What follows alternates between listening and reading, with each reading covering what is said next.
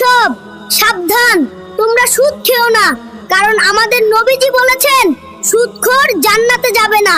ভাই সব সাবধান, তোমরা ঘুষ খেও না, কারণ আমাদের নবীজি বলেছেন ঘুষখোর জান্নাতে যাবে না। ভাই সব সাবধান, তোমরা আত্মীয়তা ছিড়ো না, কারণ আমাদের নবীজি বলেছেন আত্মীয়তা ছিন্নকারী জান্নাতে যাবে না। ভাই সব সাবধান, তোমরা চগলখুরি করো না, কারণ আমাদের নবীজি বলেছেন চগলখোর জান্নাতে যাবে না। ভাই সব সাবধান, তোমরা অহংকার করো না, কারণ আমাদের নবীজি বলেছেন অহংকারী জান্নাতে যাবে না। ভাই সব সাবধান, তোমরা প্রতিবেশীকে কষ্ট দিও না, কারণ আমাদের নবীজি বলেছেন প্রতিবেশীকে কষ্ট দানকারী জান্নাতে যাবে না।